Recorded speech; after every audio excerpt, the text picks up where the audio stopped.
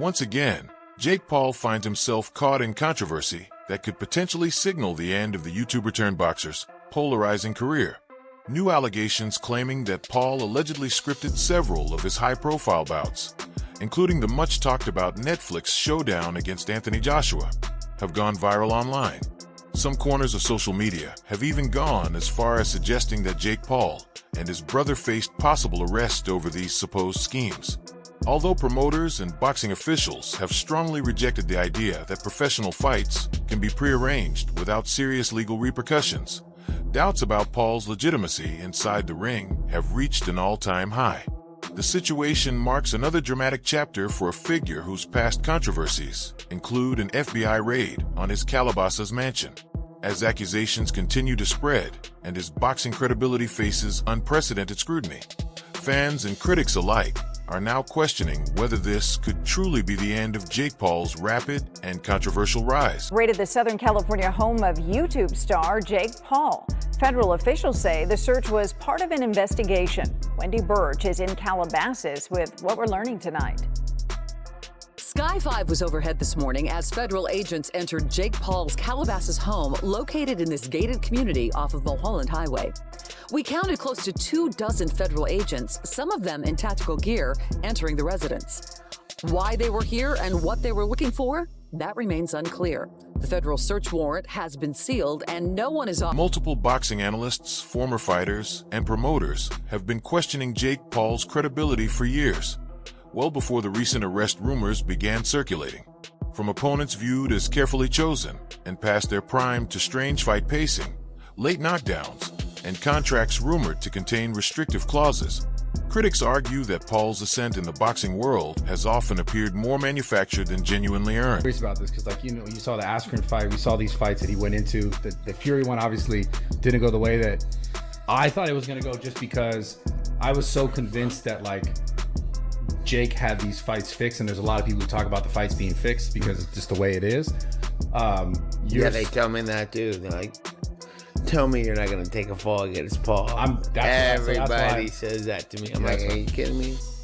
You couldn't pay me on all the money in the world. Veteran voices within the sport have consistently noted that while Jake Paul undeniably brings massive attention and revenue to boxing, his matchups frequently steer clear of true competitive danger. This pattern has fueled suspicions that the outcomes are crafted to protect the brand rather than challenge genuine skill. As these doubts continue to accumulate, each new controversy does not stand alone. Instead, it strengthens a growing narrative that Jake Paul's boxing journey has been shaped by optics, leverage, and control, rather than the raw unpredictability and brutality that define the sport. What happened to me is what was going to happen to him had he dropped those hands. If I say, Rampage, I'm going to pay you $2 million, right? Let this dude beat you, what you going to do? You're going to feel disrespected, number one. Right? That ain't enough money. For me to do that, I got to be willing to walk away for good. Something like 20-something million where I can invest in it, fall off. In the past, the bout between Mike Tyson and Jake Paul captured massive attention for its drama and perceived intensity. Online frenzy erupted after rumors of a leaked script claimed the Jake Paul versus Mike Tyson fight had been pre-planned. Alleged audio recordings surfaced that appeared to support accusations that key moments of the fight, including Tyson's supposed fatigue leading to Paul's knockout victory, were orchestrated rather than authentic. In the United States is $1.3 million. Again, that's over the course of the person's entire life. Jake Paul earned 30 times that in one night. People talk about winners and losers, like Jake Paul. After his win over Mike Tyson, Jake Paul shared his perspective on his performance inside the ring. Speaking with confidence about the bout, Paul stated, "I didn't get hit much or hurt," emphasizing his belief that he controlled the fight with minimal resistance. Many of his supporters embraced the comment, viewing it as evidence of his ability and willingness to face even legendary opponents. Critics, however, were quick to respond, pointing to the lack of real danger or excitement in the matchup. They argued that Tyson's showing appeared subdued and questioned whether the fight truly represented a fair and competitive contest. Big as the Super Bowl. Big as the what? Why was Mike wearing assless chaps though? In the did that moment go viral with his cheeks out? I don't know. It made my stomach hurt. I was seeing it. Why didn't he have underwear on? He had a G-string on, is what he had. Almost. I thought he was completely butt naked. Nah, he looked like a stripper. But yeah, biggest live gate, 18.1 millions in U.S. boxing history outside of Las Vegas. A phenomenal night. I'm sorry I didn't knock him out, though, guys. Shut the fuck up. It was crazy when we talked about this. I told him you were going to say some dumb shit. You did the right thing at the recent bout against Anthony Joshua followed a similar pattern. Many commentators described the matchup as absurd, highlighting the vast differences in experience, size, and pedigree between Jake Paul and Joshua. A YouTuber-turned boxer with a 12-1 record faced a former two-time world heavyweight champion who has consistently competed against elite opponents. Critics widely viewed the pairing as lopsided, with Paul seen by some as little more than a cash grab opponent rather than a legitimate challenge. This perception further fueled speculation that the event was designed more for spectacle than for genuine sport. Fake Paul, I call him, against Anthony Joshua. Massive unit, two-time world champ, still got a big punch. I think he's mentally fragile at world level if he goes against the big guns because of the knockout, especially the bar knockout when he got fucking splattered. You know what I mean? In round 5, and he got hurt early on and then got done. And he's not been in the ring for 13 months. Yeah. But can you see a world in which Jake Paul is competitive in this fight? No. No. No. How do you see the fight going if AJ takes it serious? Meanwhile, Jake Paul is approaching this fight with a level of confidence that has surprised even seasoned observers. Recent commentary highlights his strong belief in his ability to rise to the challenge and secure victory. Unlike some of his previous matchups, Paul is entering this bout with intense focus and determination. Analysts monitoring his preparation emphasize that his mindset is as crucial as his physical readiness, with his confidence reflecting both mental resolve and athletic preparedness. This approach indicates that he is not underestimating the enormity of facing a former heavyweight champion, but is instead viewing it as a chance to prove himself on the global stage. Very big. I'm here to shock the world, inspire the next generation. We're in the Heat arena. I'm a big Heat fan. Miami's on fire. This is my first pro fight, was in Miami against Gibb. However, Jake Paul's growing confidence in the boxing world has been met with skepticism from many seasoned analysts. Critics argue that his belief in being able to challenge a fighter of Anthony Joshua's caliber is unrealistic. Joshua, a highly decorated and experienced heavyweight, possesses years of elite training, numerous championship bouts, and proven endurance that Paul has yet to encounter. Observers also point out that Paul's physique and performance raise questions, with some suggesting he may be relying on speed or other enhancements to compete at this level. I can say that with pretty certain confidence in that statement, mainly because, as you heard me mention, I know a lot of the people he trains with and I have heard things. Now let's give Jake the benefit of the doubt, right? He's able to restrain from the peer pressure that everyone's putting on him to hop on these certain compounds. Then that would be cool, to train natural, do what he needs to do. But the thing is, his body composition has changed so much, his explosiveness, his power, and yes, that comes with training and time. But I find it very, very suspicious that for some reason, whenever a drug test gets brought up, for instance, when Fury wanted that in the contract, Jake Paul turns them down. So you should think to yourself, it's probably because he's not natural. Now I want to make it clear, I don't care whether Jake Paul is natural or not. There's so many people that aren't natural that are in combat sports. In fact, Tyron Woodley probably is also not natural. Everyone wants that little edge over their competition, and that's where drugs and anabolics come into play. There's certain compounds that are out there that just increase your explosiveness immensely, your recovery, so that you can stay in the same weight class, which is very important for combat sports, whether that's boxing, UFC, whatever type of combat sport you're doing. So that is why you guys have seen so much improvement from Jake Paul. Of course, he has a great circle around him, great trainers, great coaches, a great regimen, but definitely anabolics play a very fundamental role in that. They allow him to train as hard as he does. They allow him to increase his power and speed. And of course, when you think of those concepts, that's essentially the recipe. Despite all the controversies, significant money is being wagered on the fight.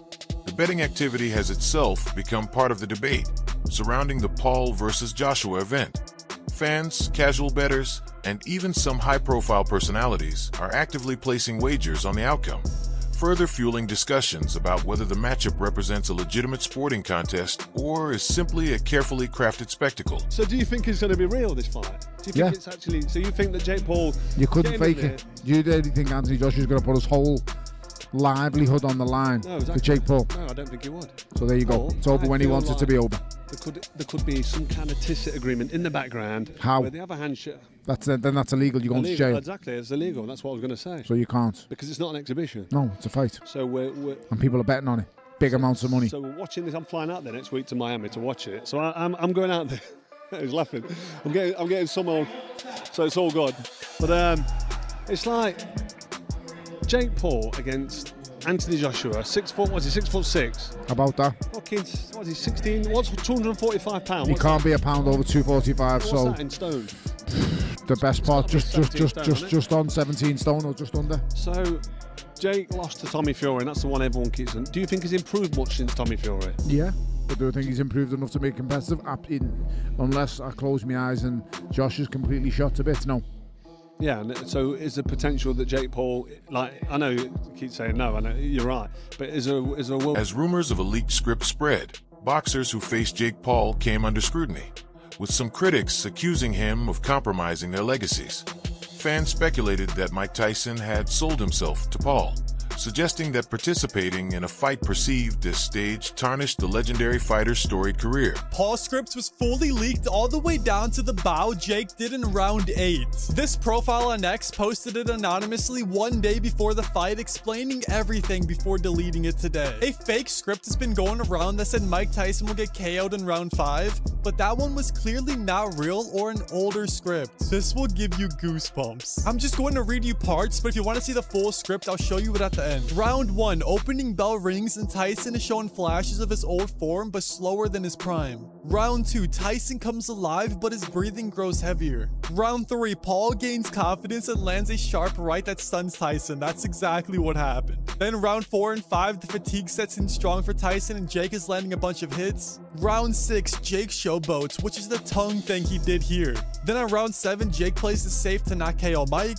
And round 8 wins by decision and bows at the end. This is crazy. Subscribe if... Observers noted unusual interactions during Jake Paul's fights, including instances where Mike Tyson allegedly whispered instructions to Paul and referees seemed to signal him to avoid certain actions.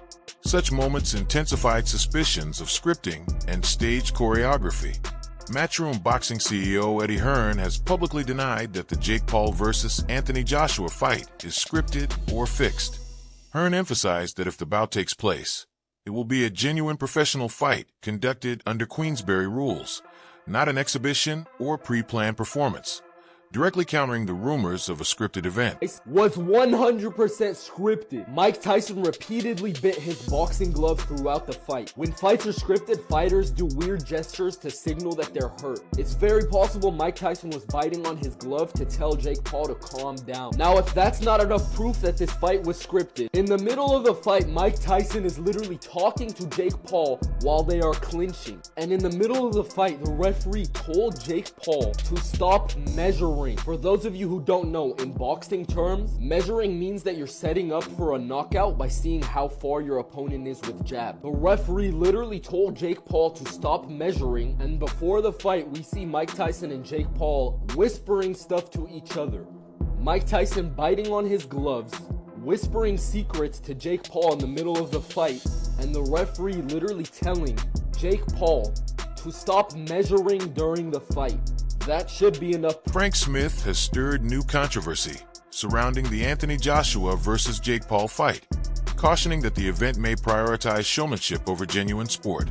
He argued that rather than being a legitimate boxing contest, the bout appears designed as a spectacle for entertainment, aiming to sell tickets and shock audiences rather than test real skill. By presenting it as serious entertainment, Smith cast doubt on how authentic or competitive the fight would truly be at the same time. Smith expressed hope for a Tyson Fury versus Anthony Joshua showdown, calling it the biggest fight to be made, and optimistic that it could materialize by 2026. However, he also reminded fans that boxing is full of talk, and not every proposed fight comes to fruition. signaling that while the idea excites audiences, numerous logistical and contractual challenges still stand in the way. Ruining his legacy just by taking this fight. Fans don't respect what he's done in the sport already. He's an Olympic gold medalist, two-time unified heavyweight champion of the world. I sort of sympathize with him because I feel like if he doesn't beat him quicker than he beat Francis, people are just going to write it off. I'll ask you bluntly, have there been any discussions about there's an agreement, there's a secret contract? Have any of those discussions happened regarding this fight? It's an 8-round professional fight. AJ wouldn't have taken it if that was the stance it had to be, if it was an exhibition. If it was, you've got to hold him up for 8 rounds, it wouldn't suit Anthony Joshua. Anthony Joshua is going in there to knock out Jake Paul. All the doubters here, you know, a lot of people saying this can't be real. You know, Anthony Joshua going in there, it must be an exhibition, or Anthony Joshua's going to it's going to be choreographed and Anthony's going to carry him through a couple of rounds. I know Anthony Joshua, just to silence all those doubters, he's going to go in there to do a job, right? It's 100% real. It's 100% real. People ask him why is it 8 rounds, not 10? Because I don't think it goes past the first round. So it's, you know, regardless, it's quite irrelevant. I think he steps across the ring and knocks him out. You know, but we're in for a bit of fun, and everyone's going to be tuning in. It might not be fun for Jake Paul. I mean, it's serious entertainment, is it? Yeah, 100%. You know, look, I agree with you. I accept Jake Paul is absolutely mental for doing this, and I don't think he quite realises. I think he's got people around him who actually are saying, you know, Anthony Joshua's chinny. He said it in interviews. It's quite wild, but you know, if that's the world he wants to live in, he'll find out on December 19th. And Frank, to finish with, the plan is still sometime in 2026, AJ against Tyson Fury, and Turki Al-Sheikh's working on that, is he? That's the fight we want to make. That's the fight we want to see. Look, we're all guilty of doing a lot of talking over the years and that not happening. So I don't want to talk too much, but that is definitely what we want to see in 2026. It's one of the biggest fights in the sport. Anthony Joshua's promoter, Eddie Hearn, has also responded directly to the scripting allegations, though his remarks sparked their own share of controversy. Hearn joked that the only script was Joshua's plan to enter the ring and knock Jake Paul out as quickly as possible. A statement he clarified was intended to emphasize the seriousness of the fight and dismiss claims of predetermined outcomes. Yet, the very need to publicly mock and refute these rumors highlights just how strongly the chatter has permeated both fan discussions and media coverage. Scripted, isn't it? I'm like, no. 1, that's illegal. I mean, this is a professional contest. 2, we would never sign up to anything that's going to make AJ look bad or devalue him, lose rounds, go loads of rounds. Do you think there's any world in which AJ pulls back, though? Absolutely. He couldn't do that as a fighter. He would be incapable of going in there and holding back. I mean, I think the only thing that's a bit harsh is if Anthony Joshua doesn't knock him out in the first round, he should be ashamed of himself. Like, give us 2, or 3. Because if Jake does move, he can look after himself. It's not like he's just going to get one. Do you think this marks the end of the Jake Paul era? Or is it just another scandal he'll manage to bounce back from? Share your thoughts in the comments below.